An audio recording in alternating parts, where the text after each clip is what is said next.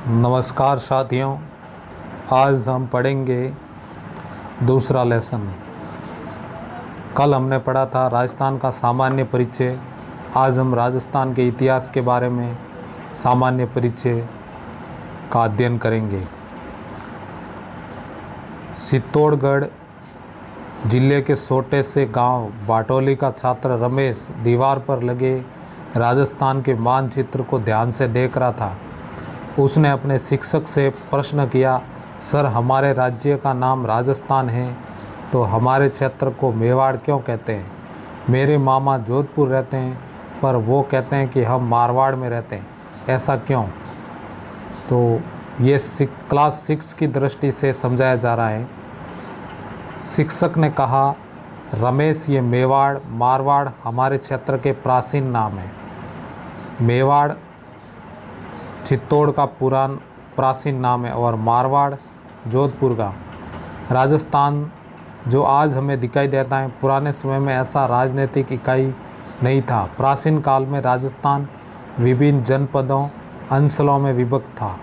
ये जनपद अंचल भौगोलिक स्थान व रहने वाली जाति के नाम से जाने जाते थे, जैसे जांगल, मरु, अर्जुनायन, सीवी, मेवात और हाड़ौती। ये जो मैप में दिखाई दे रहा है, ये जांगल क्षेत्र था। ये मरुकांतार मारवाड़, ये मत्स्य और सूरसेन।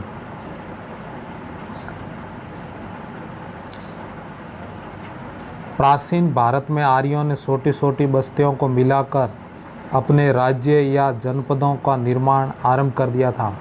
महाभारत एवं संहिता ग्रंथों में राजस्थान के अनेक जनपदों का उल्लेख मिलता है। मरु ये एक जनपद था। इसका उल्लेख ऋग्वेद और हमारे पौराणिक ग्रंथ रामायण, सरक संहिता, महाभारत, फ्रंस संहिता मरु प्रदेश का वर्णन आता है। मरु प्रदेश आर्यों का प्रारंभिक जनतंत्र था, जिसमें वर्तमान बीकानेर, नागौर, चूरू, जैसलमेर, बाड़मेर के कुछ क्षेत्र सम्मिलित हैं। ये पूर्व और मध्य और जांगल नामक जनपदों का इससे निर्माण हुआ है। अगला है जांगल। जांगल इस जनपद में वर्तमान बीकानेर, नागौर, जोधपुर का कुछ भाग आता है जांगल प्रदेश में। यहाँ से प्रश्न इस प्रकार बनाया जाएगा कि जांगल प्रदेश में कौन कौन से जिले आते हैं। तो जांगल में बीकानेर, नागौर, जोधपुर और इस जांगल प्रदेश की राजधानी थी वो अहिछत्रपुर थी, और जिसका ये वर्तमान नागौर से प्रतीत होता है। जो वर्तमान नागौर है वो इसकी राजधानी थी, जिसे अहिछत्रपुर कहते थे उस काल में। पौराणिक आख्यानों के अनुसार यादव वंश के बलराम श्री कृष्ण द्वारिका जाते समय इस क्षेत्र से गुजरे थे। अगला जनपद है मत्स्य जनपद। मत्स्य जनपद का उल्लेख ऋग्वेद में मिलता है। महाभारत में मत्स्य जनपद की राजधानी विराटनगर थी, जिसे बैराट भी कहा जाता है। अलवर और जयपुर के मध्य ये स्थित हैं और इसका वर्णन चीनी यात्री युआन सांग ने भी किया है। ये हैं अयोध्या, अर्जुनायन, मालव और सीवी जनपद। जो सीवी जनपद हैं ये मेवाड़ी इलाका था पूरी तरह से।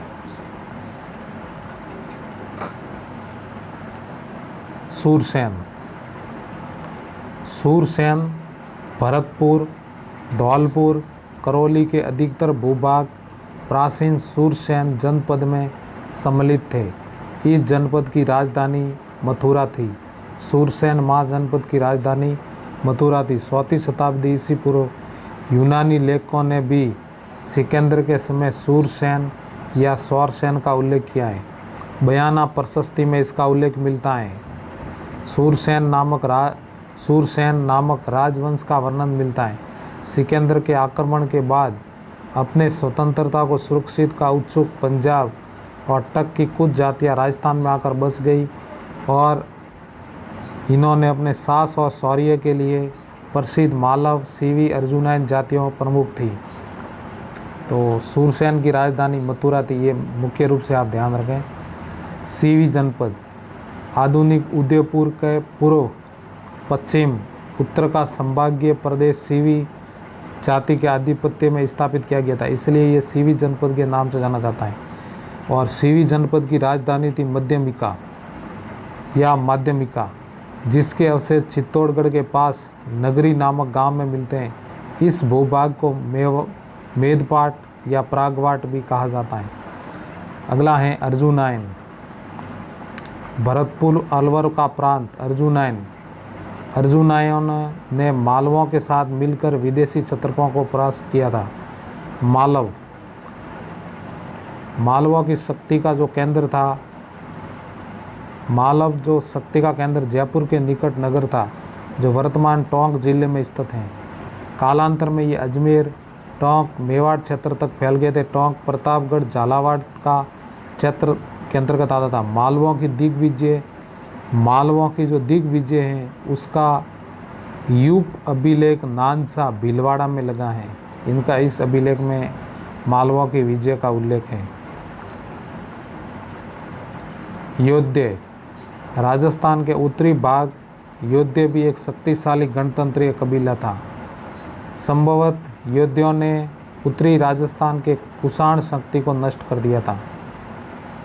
गुप्त काल तक भी गणतंत्रीय व्यवस्था अपने क्षेत्र में बनी रही। ऐसा प्रतीत होता है कि गुप्त सम्राटों ने अर्ध आश्रित रूप से बनाए रखा और 5वीं सदी के बाद हूण आक्रमणों ने यहाँ गणतंत्रीय जनपदों की व्यवस्था को समाप्त कर दिया और बृहद संहिता नामक ग्रंथ में इनके पतन का उल्लेख मिलता है। और अन्य नामों से सीमाओं जैसे मेवाड़, बांगड़, हाड़ौती, ढूंढाड़। अब है मेवाड़। प्राचीन सीवी जनपद मेवाड़ का जत्था आधुनिक उदयपुर, चित्तौड़, प्रतापगढ़, राजसमंद, भीलवाड़ा का जो क्षेत्र है वो मेवाड़ कहलाता है। इस क्षेत्र में 7वीं शताब्दी तक राजस्थान के निर्माण में गुइल वंश का राज्य रहा। नागदा, आड़, कल्याणपुर, चित्तौड़गढ़, सावंड राजधानियाँ रही समय समय पर इसकी।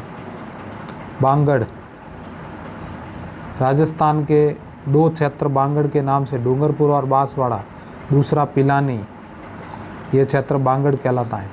और यहाँ की जो बोली है बांगड़ी। मारवाड़ जोधपुर जो क्षेत्र हैं वो भी मारवाड़ के अंतर्गत ही आता है। प्राचीन मरु प्रदेश कालांतर में मारवाड़ कहलाता था।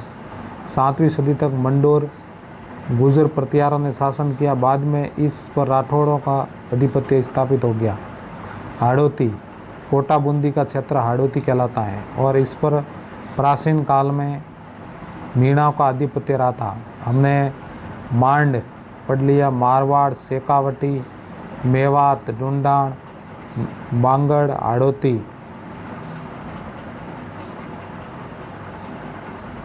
अब ढूंढाड़ जयपुर के आसपास का क्षेत्र ढूंढाड़ कहलाता है। और जो बूंदी का नामकरण है वो बूंदा मीणा के नाम पर हुआ था। कस्बा राजपूतों की स्थानीय जनजाति पर बड़ गुजरों को परास्त करके यहाँ नींव डाली थी और यहाँ की भाषा थी ढूंढाणी। मेवात अलवर भरतपुर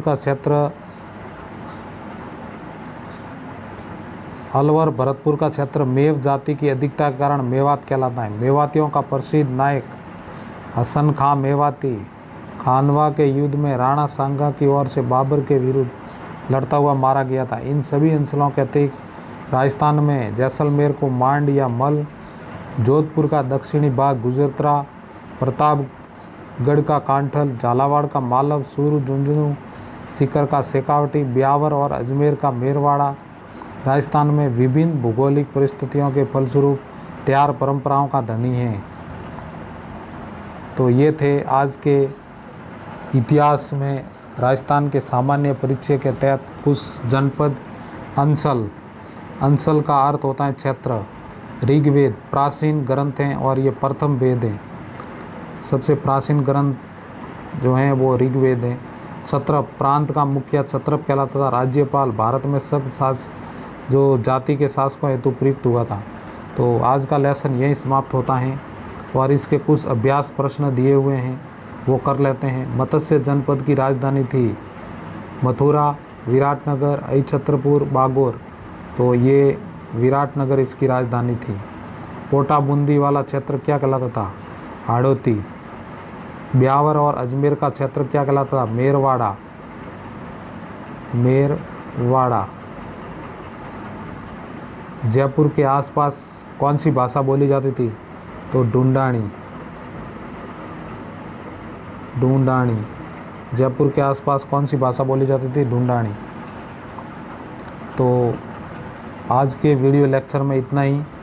और टेस्ट सीरीज़ को ज्वाइन करने के लिए माई कट ऑफ ऐप को प्ले स्टोर से डाउनलोड कर देवें और प्रत्येक संडे को वहाँ पर टेस्ट सीरीज़ का आयोजन होता है, उसको ज्वाइन करें और अपनी तैयारी का आंकलन ज़रूर करें। धन्यवाद। जय हिंद, जय भारत।